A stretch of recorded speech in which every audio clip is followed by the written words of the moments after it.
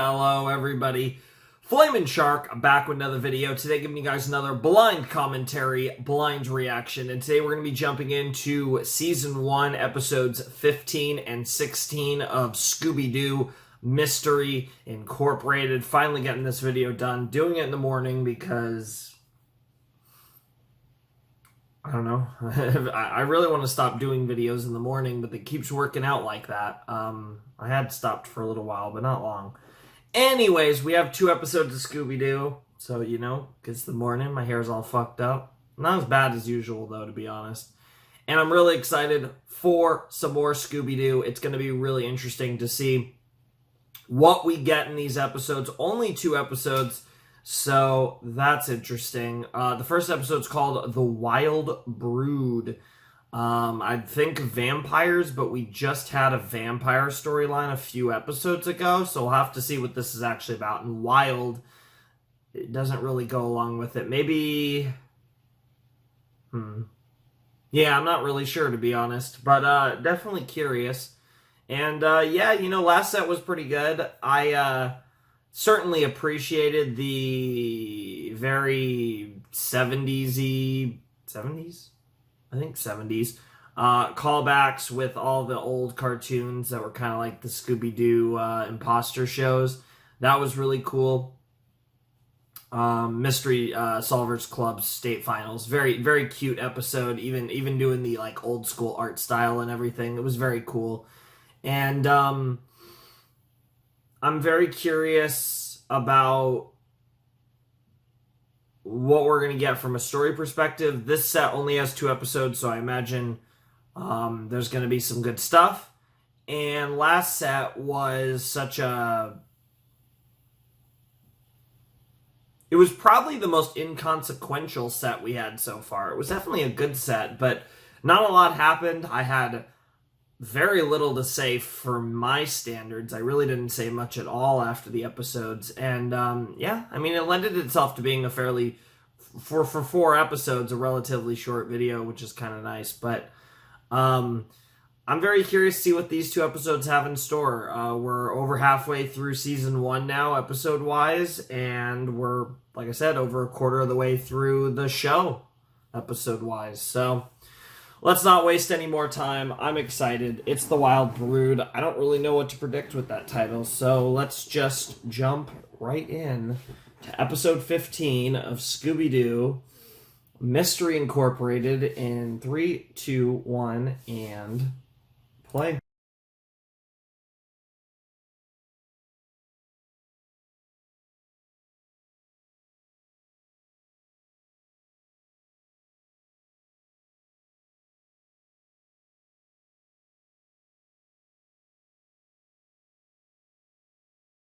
Holy fuck. What do I even say about Fred at this point?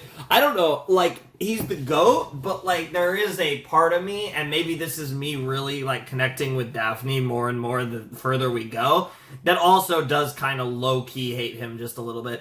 It's interesting, because I guess I feel that way about multiple characters, because Velma is the same way, right? Like, Velma is the GOAT, but there is that small part of me that just kind of hates her, because she's a bitch. But, like, that's also a huge reason why I like her. And fun contradictions going on in Mystery Incorporated, for sure. I mean, who knows? Maybe Daphne will sneak into favorite character. She's really fucking great. Like, and she also had probably the coolest individual moment of any character in the show, which was Trap of Love.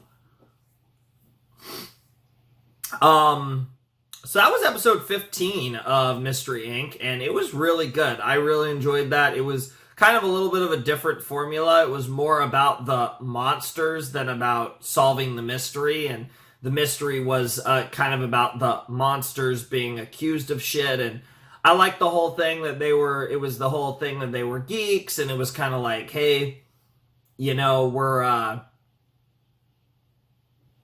and it kind of, I don't know, like, I felt like that was just kind of really cool, and Swordfish being a console is pretty fucking stupid, but consoles do tend to have silly names, so I don't know.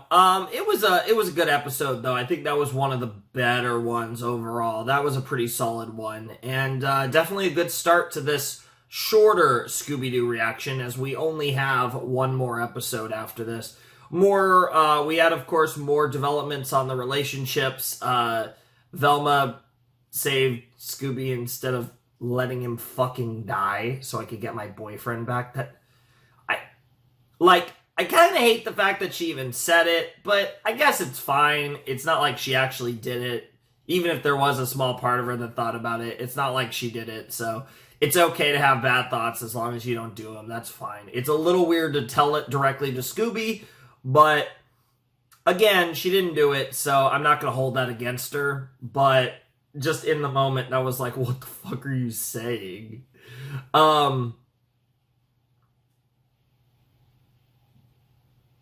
But it does show, really how much she really does like him, though. So the fact that she's toxic is honestly part of what makes her hot. But that's besides the point. As far as Fred and Daphne go, Fred takes her on a date again, and we go to the tiki tub, and fucking hell, he brings the rest of the gang like a dumbass, and then this is just... It's infuriatingly stupid. And it's so funny. I really do appreciate the writing of, like, the ships in this show. It's really fucking funny. But, like, Jesus Christ, man, you gotta fucking stop this shit. You gotta fucking chill, man. Like, what the fuck? At some point, you gotta be a fucking G and just do your thing, right? Like... what the fuck? Great stuff, though. Great stuff. I did really enjoy that episode. I thought that was a really solid episode. And great start to the video. And next up is actually our last episode of the video. Where Walks Aphrodite? So obviously Aphrodite, we're talking about, the Greek goddess of sex and passion. Interesting. Could this maybe potentially be a Valentine's themed episode? Maybe? Probably not. Could this be very focused on Fred and Daphne, perhaps?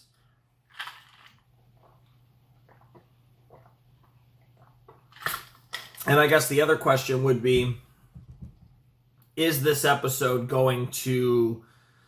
it's the end of the set. I hear that title. I'm wondering if something big maybe Fred and Daphne actually have a breakthrough here.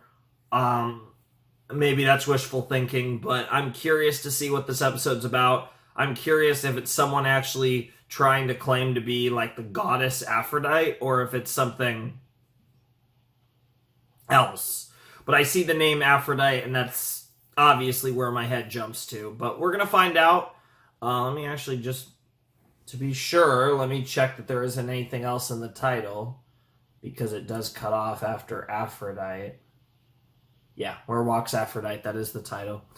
So yeah, I'm pretty excited to see what episode 16 has in store. Like I said, we're getting into the second half of season 1, and I'm hoping for a big episode. So let's see what episode 16 has in store, like I said.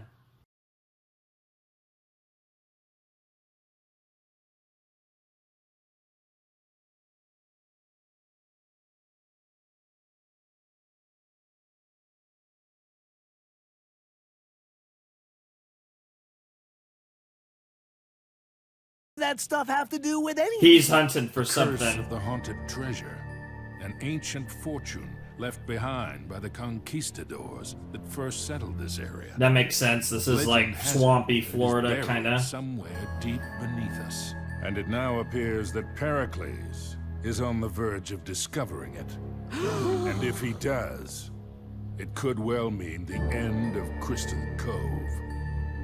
I mean, why? Because he would have a fuck ton of money? Like, I don't see how those two correlate, but I'm sure that'll make sense later on. Yeah, I don't know why this episode was just a little bit shorter. But it was really good. That was a really, really good episode. I mean, we got Pericles. We got a literal trap of love. And yeah, that was an episode and a half for sure. That was easily one of the best episodes, really. It was very funny. It was a very fun gimmick for the villain of the week. But we also got just hot shit with Pericles and Scooby teaming up to save the day. Kind of a little bit of a double back to episode 14 with the quote unquote sidekick saving the day. But what made this so interesting was that Pericles is apparently, and somewhat unsurprisingly, playing 4D chess, and in the process of getting the ingredients for the antidote, also got what he really wanted, and it was able to use the chaos of Aphrodite's control of Crystal Cove to get the materials and resources and knowledge he needed to try and find this damn treasure. So I really like that. That was really cool. It's really showing that. And that's the thing, right? Like, who can we trust? And I think it's very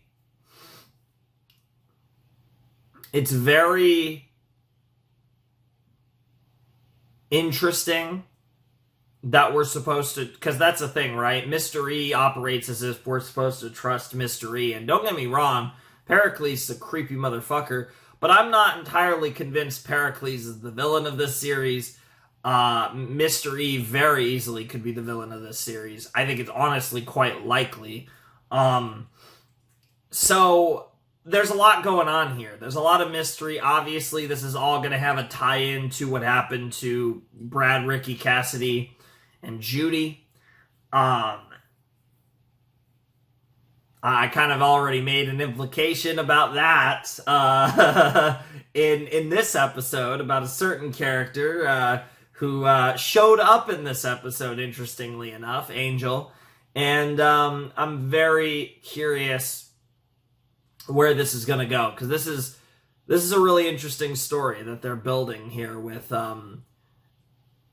everything going on. And I get the feeling that in a perhaps somewhat similar structure to like a Gravity Falls, admittedly a few more episodes, but I think season 1 they're gradually laying the groundwork, and I get the feeling season 2 is going to more consistently dive into all of this stuff. But it does feel like we are getting somewhere, and I get the feeling that come the season 1 finale, shit is going to get fucking crazy. And we are only a couple videos away. We have 3 more videos left of season 1 of Mystery Incorporated. The next video will be relatively soon, because in the rotation, this is a couple videos late, so in the rotation, next up, it's Ori Monogatari, then Vinland Saga, then Scooby-Doo. So we will be having more Scooby-Doo a bit sooner, because this one took a little longer to get to, so the next one will be on the shorter end of the spectrum as far as when we'll get around to it. So we actually will have the next Scooby-Doo reaction coming sooner than normal. So it'll be right back in where it should be, and I'll make sure that it actually comes out in between Vinland Saga and IQ next time.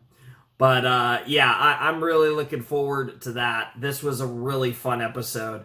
And yeah, Pericles is certainly playing a game. It's interesting that Pericles would tell Mystery about the fact that he's almost finished with his plan. That implies that Pericles wants Mystery to know, and wants Mystery probably to tell Mystery Incorporated. And I just don't know what game he's playing at. I get the feeling that Pericles is playing we want to talk about 4D chess, but the real 4D chess that Pericles is playing, I think Pericles is trying to expose Mr. E, and potentially, I think Pericles thinks Mr. E was responsible for whatever happened to his gang back in the day. And I am kind of under the impression that neither of them are actually at fault for it. We'll see where this goes, but I get the feeling there's going to be a lot of plot twists that could potentially come down the line. They'll be really cool, and I really can't wait until the show dives a little more deeply into this storyline. But for the time being, it's been really solid. I'm really enjoying it. Pericles is an awesome character. I'm always happy to see him. I hope to see him a lot more moving forward. We'll have to see what happens, though. Like I said, only a couple more videos left in the first season. of Mystery Incorporated, and then of course we will have the second and final season to tackle after that. So still a lot of Scooby-Doo left. Quite a few videos left to dive into and tackle, but I am very excited to see what comes next with Scooby-Doo Mystery Incorporated, and I hope you guys are as well, because it's been a very fun journey so far, and I'm definitely enjoying it quite a bit. But I do think that's all I have to say. It was a very fun episode, like I said, a lot of excitement, a lot of good times for sure, but I'm definitely curious to see what the future entails for this show, because it's definitely getting pretty spicy. I definitely think there's a lot of interesting narratives being built. Like I said, mystery continues to get built up from the beginning. Professor Pericles, and how he ties into everything, and the mystery of the missing kids, and then how that leads into this potential cursed treasure buried deep beneath Crystal Cove that from the conquistador times. So there's a lot coming in here that's very interesting, and I'm just very curious to see how it all goes down. But I think that's going to do it for this video. We only did 2 episodes. It feels a little weird, but that is the case sometimes. Anyways, if you guys want to support my channel, the Patreon's down below in the description, as is my Discord server. Ladies and gentlemen, boys and girls, those of you who have not yet decided, without any further ado, it is time for me to bid you adieu. The Flamin' Shark signing out. Hope you guys have a wonderful, fantastical day, and I'll see you next time with another video. Thanks for watching. Peace.